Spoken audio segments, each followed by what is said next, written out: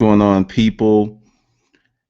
Strange thing. Well, I don't know if it was strange, but I overheard this conversation earlier in the week, and then someone sent me this video about building wealth, and it was something. It was a similar theme in both events.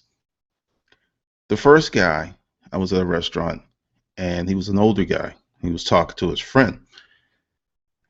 He was just really distraught, very distraught. It's like I did all the right stuff, went to school, invested my money.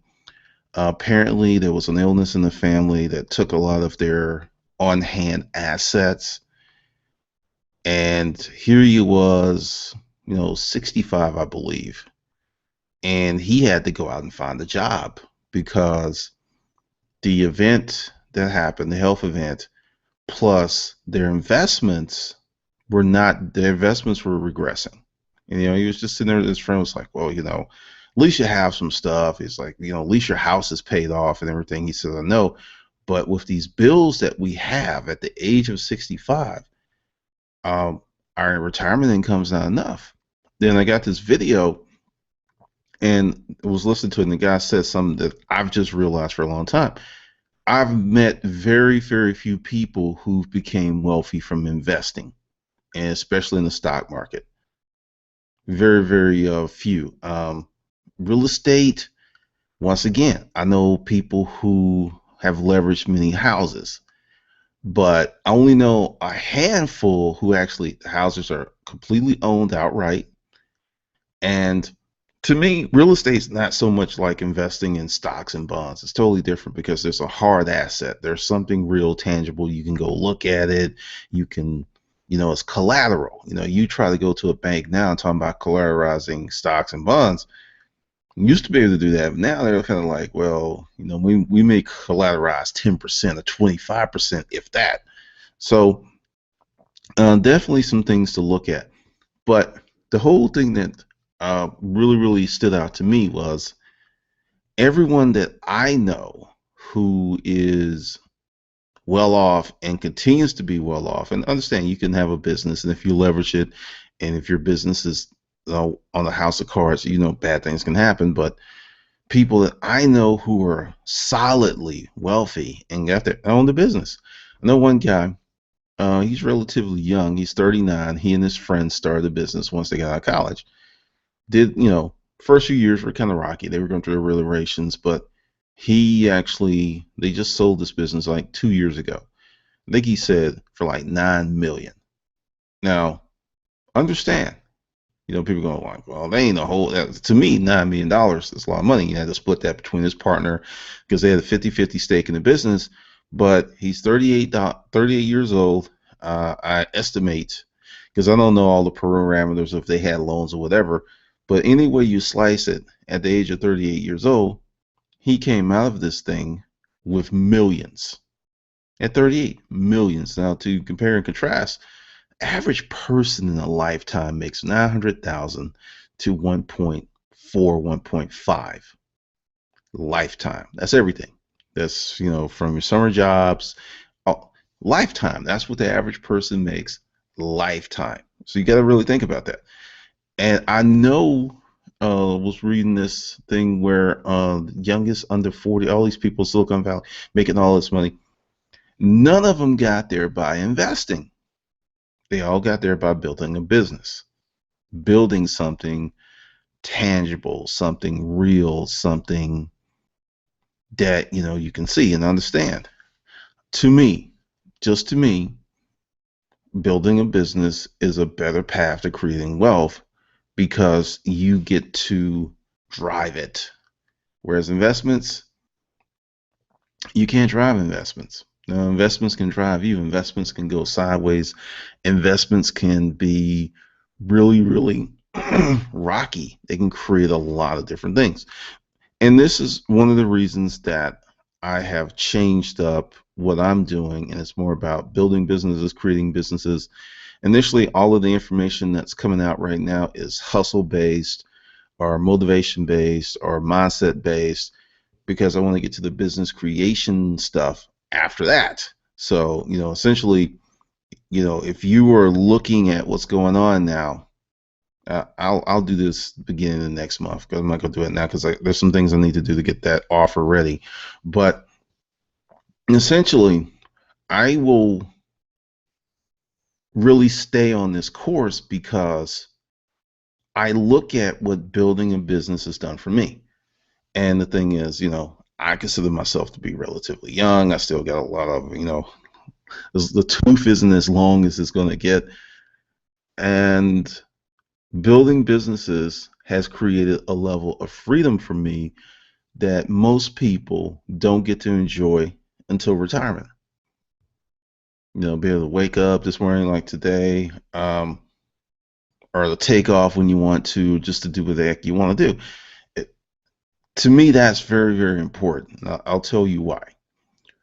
After the storage auction deal, and I started with the writing and the books, I had an event where it was a long time where I didn't really have to work that hard and the money kept coming in. And I was like, oh, this is nice.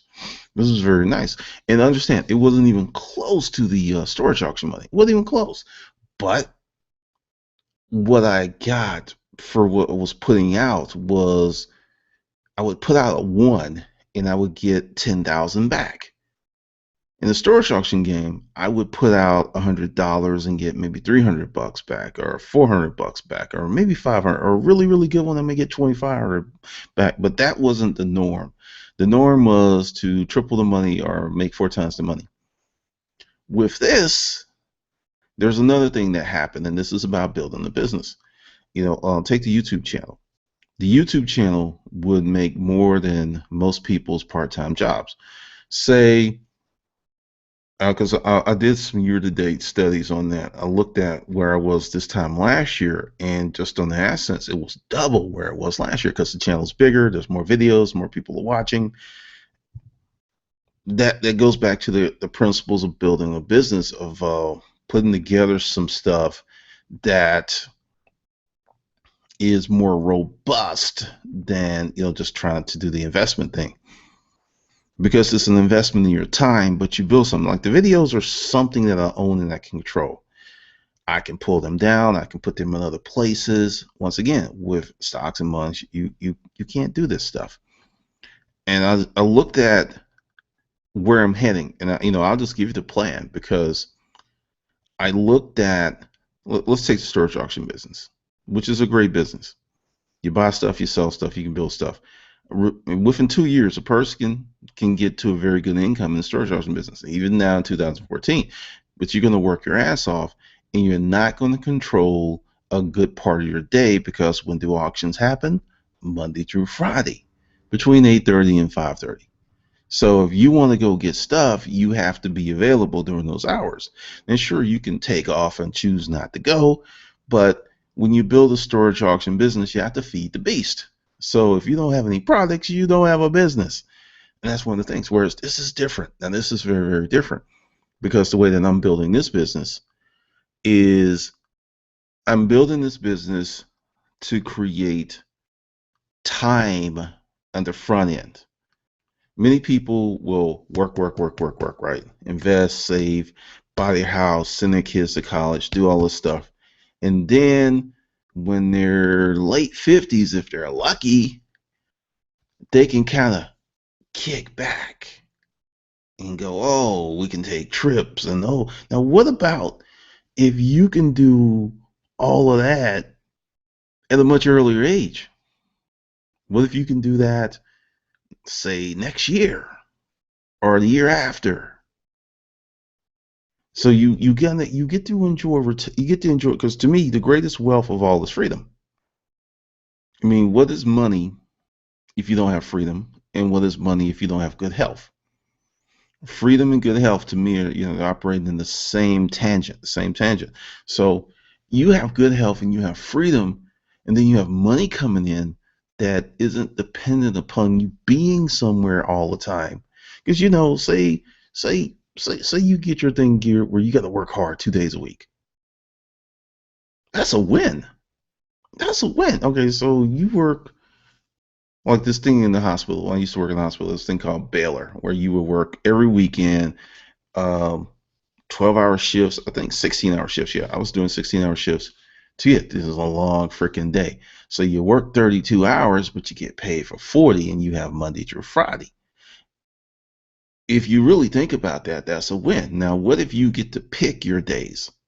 And this is where I'm really with the creation of content, writing books and doing stuff, because I can write a book today. And this is one of the things that, from being a lifelong reader, being a member of a book club, take Zora Neale Hurston.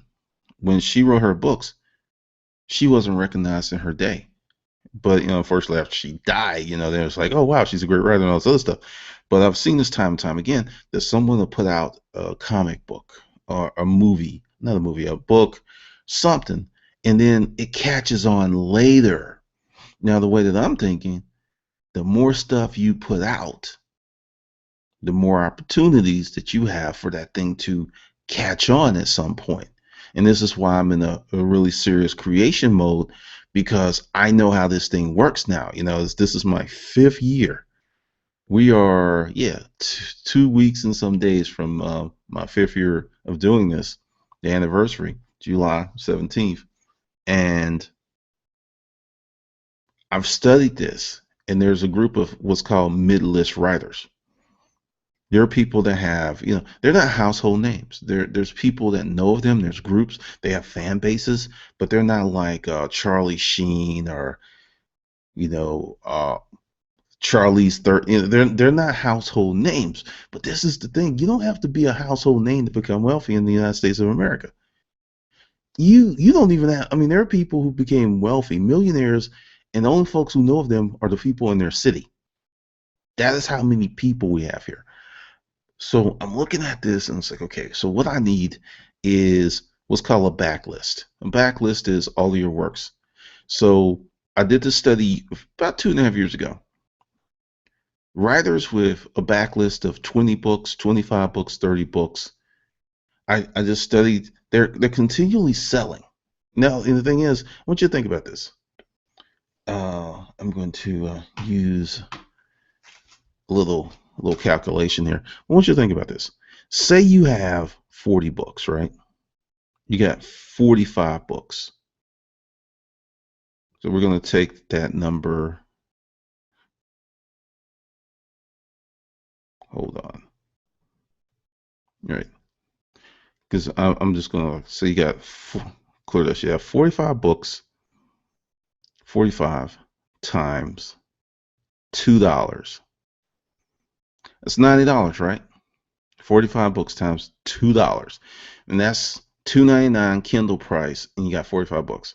So that's $90 for every hold on. Yeah, 45 books. Let me do this again. 45 times 2. So every time you sell one of those books, that's $90. So you do that times 100. So if you sell 100 of those books, each one every month, 100, that's 9 G's. That's at $2. Now, where I got this from, this thing, is the dollar section of when we had the storage auction business, because there was times that the dollar section would pay the bills. There's other times that the high-end section would pay the bills. But what I learned from that experience of having 4,000 square feet of stuff for $1, then the middle section, and then the high-end section, was we were consistently selling. We had people who came in, like I had a weekend, it was really weird. We had 10 sets of washer and dryers. What I did is I marked down the ones that were marginal, and the ones that were exceptional, I actually marked the price up and put a blitz up on Craigslist and ended up selling 8 of them. Really didn't sell much of anything else that weekend. But, it was still $2,600 just off the washer and dryers. Because one of the things is, when you have a business, you control what you sell. You control what you put out. Well, going back to creating wealth, say it takes me 5-6 years to get those 45 books up, or 50 books. Really, there's a lot more than that. Okay, during that time, and this is, going back to the guy that sold the business and had a few millions, you're making money when you're building money. when you're building a business. So say it takes me 6 years to get those 45 books out. Okay. Every year I'm making a little bit more money.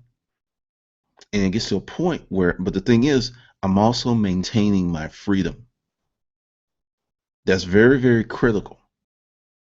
I'm also maintaining my freedom.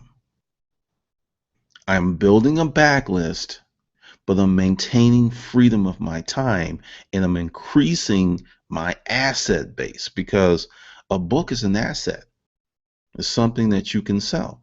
So when I get to the 45, 50 level of books, there may be one that some television show producers like, hey, we want to turn that into a movie, or hey, we want to do an option on that, or hey, we want to do this.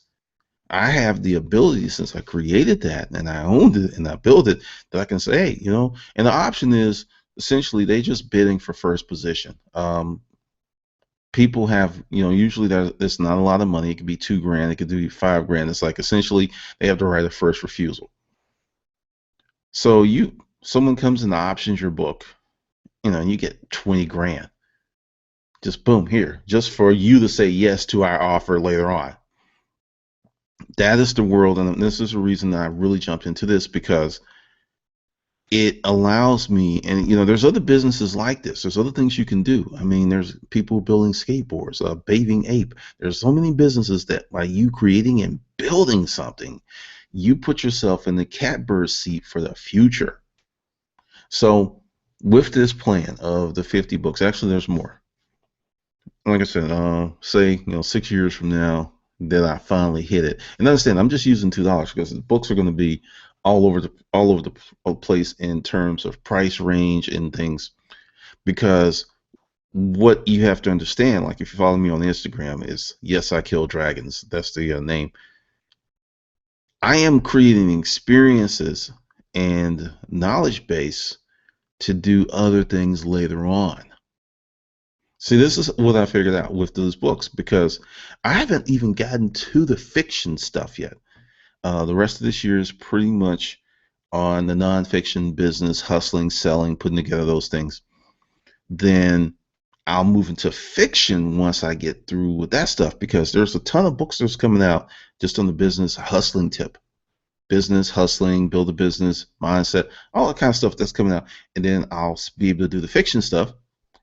Why? Because I control my time and I'll have income coming in. Because I already know that once I put up X amount of books on certain subjects, I'll have income coming in every month, rain or shine.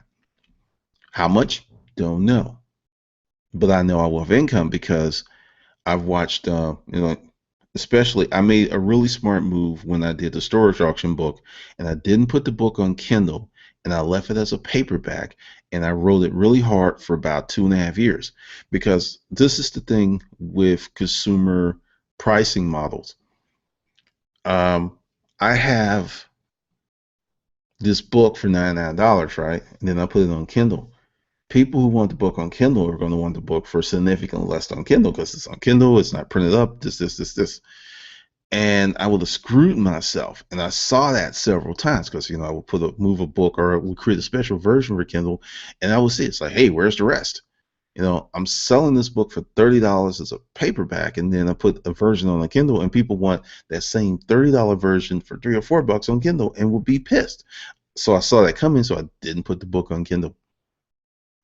Didn't put it up there, and was probably one of my better decisions, because you have to understand how people look at stuff, and the internet has spoiled people, but that's how business is. But essentially, going back to the example of the guy and his partner who built this business and sold it at 38, the chances of you or I becoming a billionaire are like billion to one, but the chances of you and I becoming millionaires are like 1 out of 100. It's very, very possible to do that if you build a business. I did some stuff in 2006. I liquidated my traditional investments. Everyone's like, "Oh, you're nuts." I had some bills I had to pay off. I had some bills. This is what I'm talking about. Live within your budget, because it was a huge. And fortunately, it worked out for me, because with the liquidation of that stuff, I was able to pay it off and be done with it and not have to worry about that anymore. Whereas my traditional investments would have tanked. So it was a good move. But with that, I just looked at how long it took to get to that point, what I had to do. Because the whole thing is, I don't think people understand that investing for rich people is about the preservation of capital, whereas investing for poor people can be a fool's errand. Because I knew someone that I was dating and I saw her paperwork for her 401k and stuff. Understand, if you get started when you're 20 something and you consistently put money in there, it can be a good nut in your 40s. It really can. But most people don't start at 20 something. Most people don't start at 30 something. Most people start at 40 something. So you've got to put out this huge amount of money somewhere so you can have X amount of money for when you get older. But with people living longer, healthcare becoming more expensive, it's very easy, as the case of the guy that was sitting in the booth. He was lamenting that he was going to have to find a job because the bills they had. The guy said he had been like effectively retired 4 or 5 years, and it was over. He had to get out there and get it. Now, I want you to think, if you build a business, whatever that business may be, and you get to the point of you have what interval of retirement. Say you build a business, it does really well, and you take like a year off and just go around the world, or then you come back and say, okay, I'm gonna build this, or I'm gonna go back, or I'm gonna do, because once you build a business, once you build one business, you can build another. Also, another thing that happens is you get a different tribe. If you build a business and you're successful, it's like, hey, I built this business and I sold it. People will pay you to be a consultant. There's so many things you can do with that experience to make more money in the future. That's another one of the things about building a business, because I've looked at it, and when that guy in the video said, it's very rare that I meet someone that got rich, investing. Everyone looks at Warren Buffett. I love Warren. However, I'm going to say this: Warren got started doing this stuff when that many people were investing. He was a smart guy. He got the right stuff, and he went at it hard. He didn't have a lot of competition. If you were in the stock markets and you got to that level from the 40s, 50s, 60s, 70s, 80s, you didn't have a lot of competition. There were so many things you could do, and you look at all those guys who got in early and stuck with it, and got their billionaires now. They got in. They actually created these markets.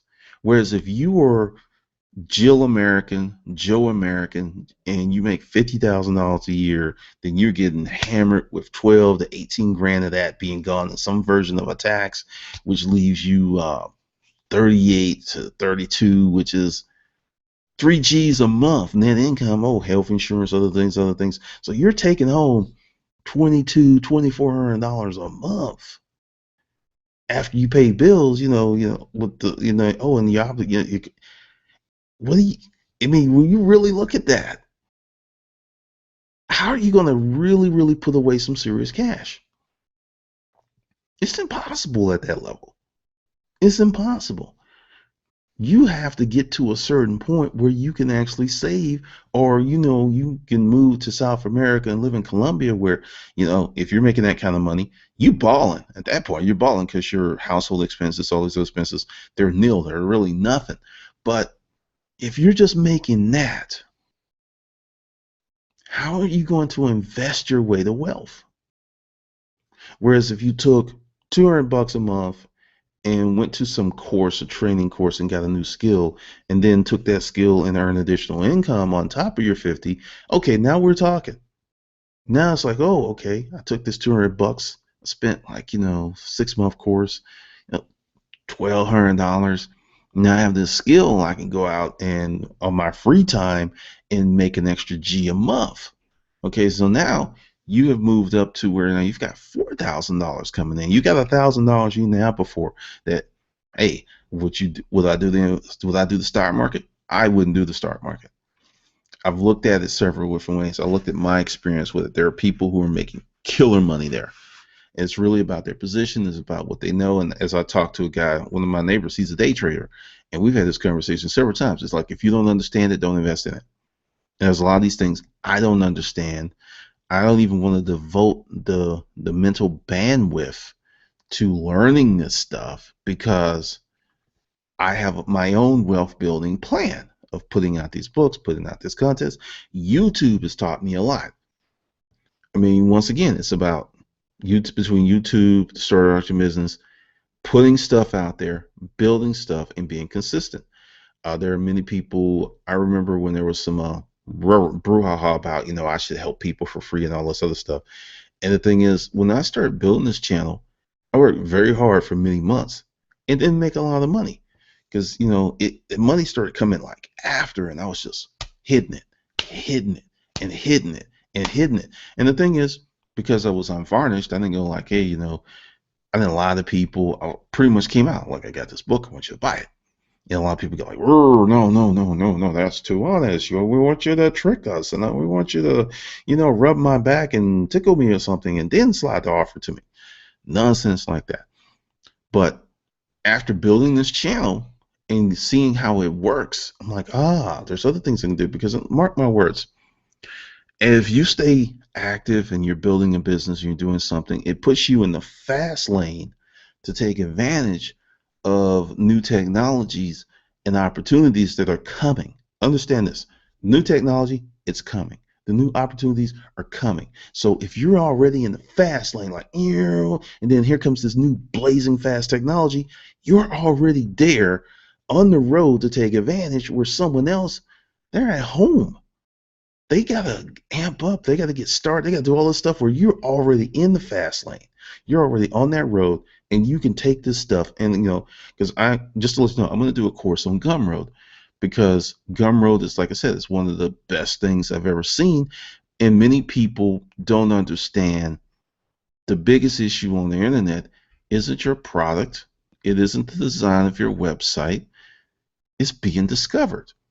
That's your biggest issue on the internet. That's everyone's issue on the internet: being discovered. Being discovered. Big brands like Coke, Dell, Cartier, everyone already knows about them. So people go there to find the best price or to find out what's going on with them. But when you are, hey, my name is Ned, a new business, your biggest issue is being discovered. Give you an example. Waffle House, right? What does Waffle House do that's remarkable? The same menu on every one of them: eggs, sausage, bacon, toast, waffles. It's not really remarkable, right? But Waffle House is known. They don't have to be discovered. They're known. You know that, hey, for like $7, you can go to this Waffle House in Villa Rica, and it's going to be pretty much like this Waffle House up in Alpharetta. They've created a standard. It's nothing remarkable. It's not rocket science. It's $1 billion brand. It's $1 billion brand because over the time they built it, they stayed consistent, they learned from their mistakes, and they built this business. It's not rocket science, and they're getting richer and richer every day. Which I put out to you that many people think your business must be sexy, it must be eye popping. Give you another one. Angie's List. It's a list of referrals. Angie's List, Craigslist. They got started early. Angie's List, Craigslist. She's a millionaire. Angie's List. She's a millionaire. It's nothing earth shattering. And that's one of the things that I see with some people who are what I call information house. They're looking for something to be earth shattering, to be so over the top news, so special. And really, one of the things that I've come to know from reading books and is just sometimes being different is enough. Different and consistent. I'm here to tell you, if you start this business today and you work on it for the next 10 years and you learn from your mistakes, if you have to do a pivot, you make your pivot, that chances are you're going to make more money than if you invested money in the stock market. Way more. And you'll build some stuff that you can leave your kids. There was this article about Sting saying he wasn't going to leave his kids and start this whole conversation. And I noticed that I was like, well, to me, Sting's kids are already wealthy because they grew up rich. Sting's kids didn't grow up in some regular world. They grew up where your dad's a rock star. They grew up rich. They can walk up and it's like, hey, I'm Sting's son. That opens doors. They already have a certain form of wealth that most of us will never get. And he's like, I'm not going to leave him $300, 300 million or whatever he's worth. And maybe that could just be some publicity just to keep people away from his kids.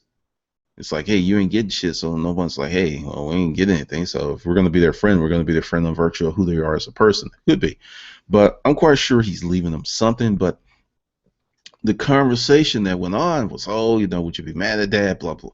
And I'm just sitting there like, these kids have already had a fantastic fucking life by virtue of him being their dad and taking care of them.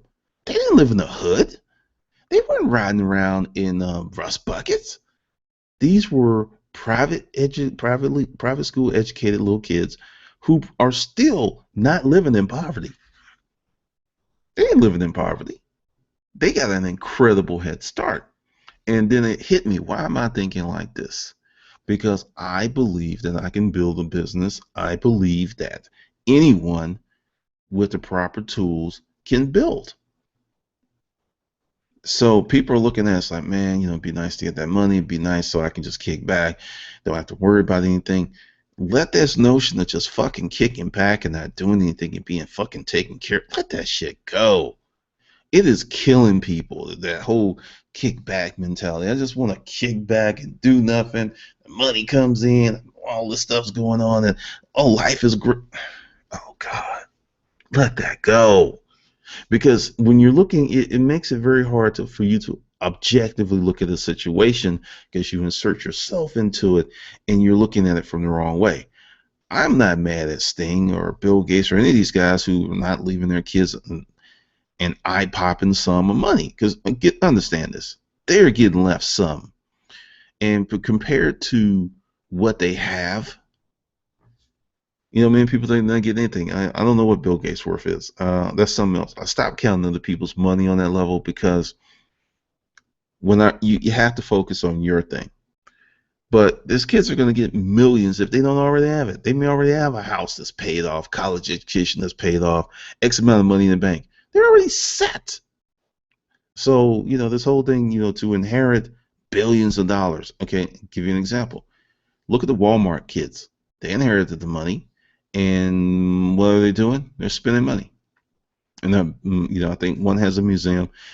But typically, when you get that kind of money, shit, many of you, if you won $2 million, you quit your job. You'd be out. You'd be like, I'm not working anymore. You'd be out. Then after you got bored, you start doing something else again. If you don't just blaze through the money. Just giving people a lot of money without the guidance on how to handle it is dangerous. It's just dangerous. And, I understand that. But many people who've never had it, who can't see it, who are caught up in the kickback mode, oh, Lord, God, leave. Give me the money, give me the money.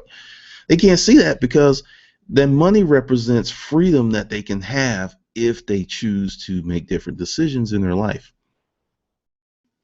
They can have that freedom. They could have that money. They could be doing that stuff. But since we're caught up on, hey, Dad should leave us this money, we should get this inheritance, that they really missed the larger point that money is out here. It's out here.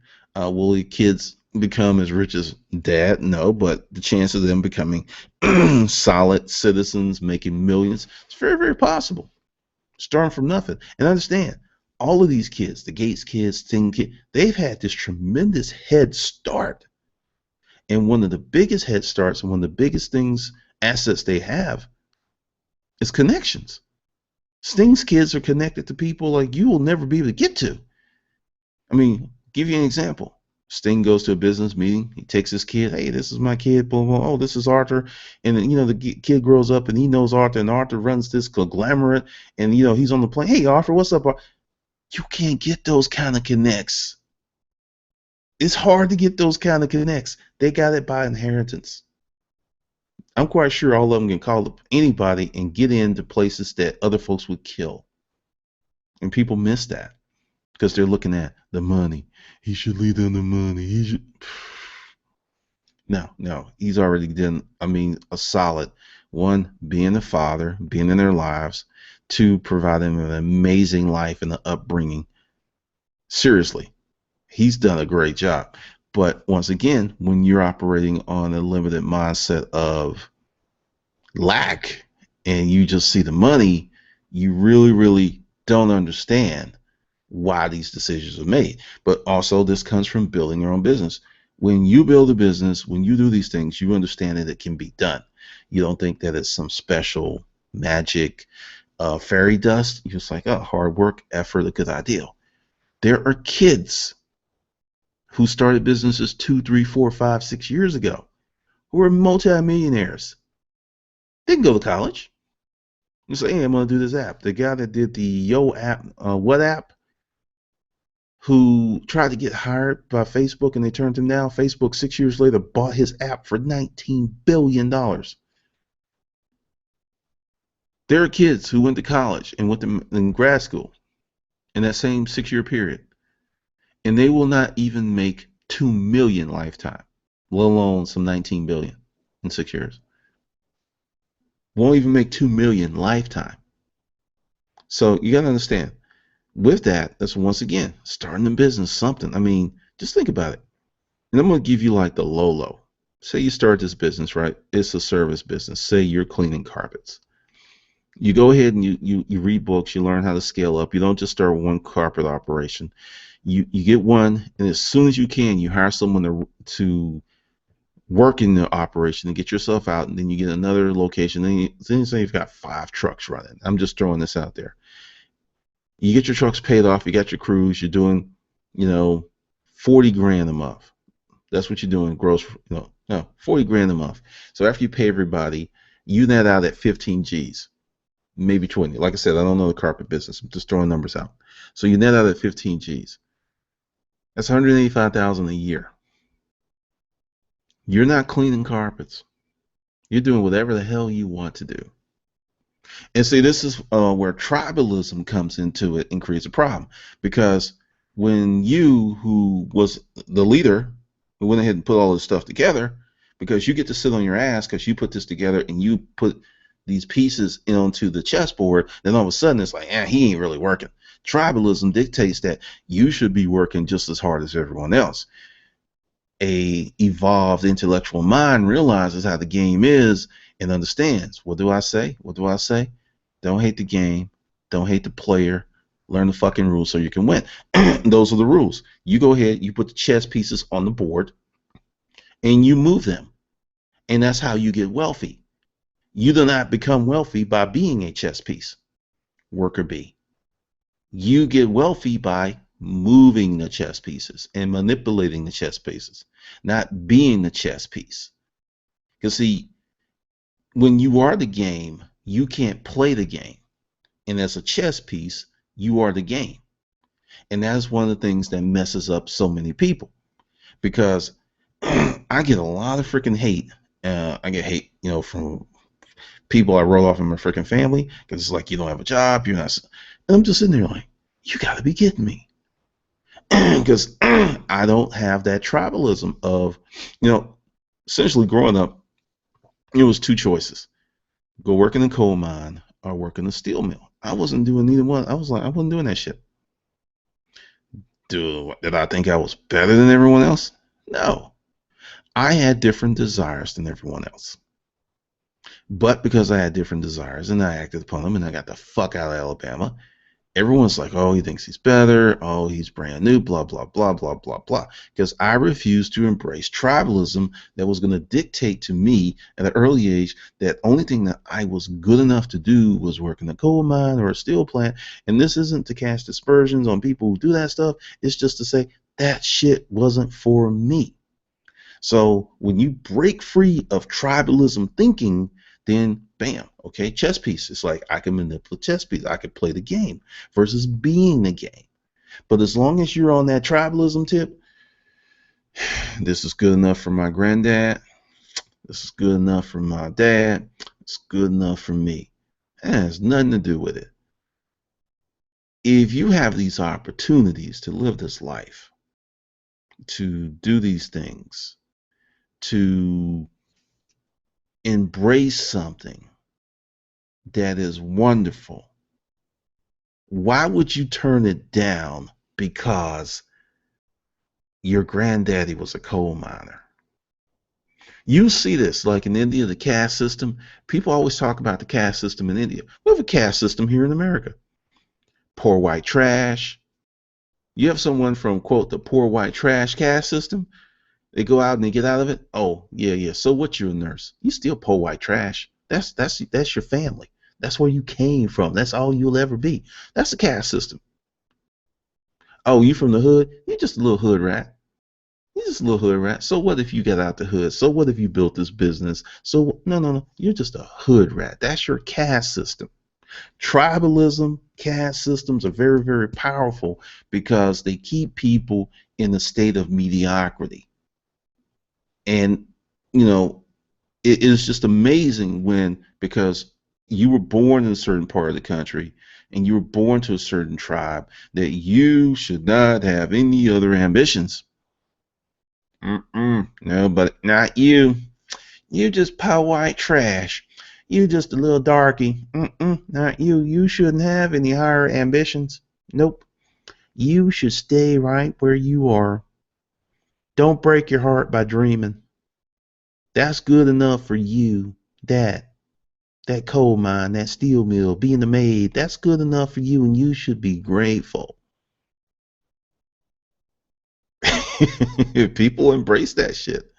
They take it and they go with it, and they just cannot move beyond it, which makes it impossible for them to embrace the concept of, once again, not being a chess piece, moving the chess pieces. When you start moving the chess pieces and become an owner, your life will change. Your thinking will change. How you do stuff, how you meet people, everything's just going to change. And I'll just tell you, many of your former tribe members are not going with you. They can't come with you. They mentally are not able to come with you. A few will. You will inspire some. You'll help some get out of the tribe, but most of them, they're not coming with you. They're not coming with you. It's not going to happen. You can't bring these people along because mentally they're in a place that is just not ready for that elevation, that mental elevation. But you got to realize that long as you're a chess piece, you're the game, you will be played. Think about that. Think about that. As long as you are a chess piece, a worker bee, a part of the cog. This is what I talk about with eBay and Amazon. You're not a business owner with eBay and Amazon. You're a chess piece. You move on the board, you make money. Some chess pieces have more power than others, but until you actually elevate and create, or when your game is really shiny and crisp, you've created your own chessboard and you've created your own chess pieces. Moving that shit, that's totally different. I was dating this chick one time and she was talking about, playing in the sandbox. And I said, you can play in that sandbox, but understand I created the field that your sandbox is on. And she just got real quiet and she's like, because I did. I did some NLP stuff on her. She didn't know what the hell was going on. And yeah, that's really powerful stuff when you create the chessboard and you create the chess piece, because your mentality changes, totally changes. You become a creator and an innovator. You become this person that isn't about survival. You're not about surviving. You're about thriving. And many people are in the survival mode. It's like, everyone knows that once you do whatever you need to do to get your bills paid, then your motivation just drops. I was telling someone, and they had commented on the video, that you shouldn't use jealousy, hate, revenge as motivation, because once those things are achieved, your power is gone. It's very caustic agents of motivation to use. And if you're just surviving, when you reach those survival levels, then your motivations, it goes away. So this is why you have to really think about what motivates you, what drives you, and to really push yourself to operate on a higher level. So definitely some stuff for you to think about, because just building a business is just a better, surer, clearer path to wealth. And today, there's more information out there than ever how to do this. Ever. Years ago, entrepreneur was like a dirty word. Now it's like the buzzword. Be an entrepreneur. We want you to come in this company and we want you to have an entrepreneurial mindset. I mean, everyone loves us now. Everyone. So it's a cool thing to do. So if you like this hangout, check it out. It's going to be here. Let's go up there. Somewhere here. It's going to be somewhere here. I don't know because this thing will flip on me. But there'll be some information. Go ahead and get the free. I put up a video on how to get the free audiobook. Go ahead and join Hustlers University. And if you really want to enhance your game, there's Hustlers Camp. There's the Hustlers Mindset Project, Strengthening Your Mind. And there's the YouTube stuff, because that's going to be an ongoing thing. I've decided that I'm going to continue to update it periodically after this week. Then there's also 30 days to $2,500. You want to get in because I'm raising the price of that, because essentially I'm adding more stuff to it, and it's going to be very, very cool. And be sure to get on the email list, because I sent out a special offer that I think many people will want to take advantage of in the next 2 days. Seriously, because it's going to be dope, dope, dope. All right, this is Glendon Cameron. I'll see you on the good side.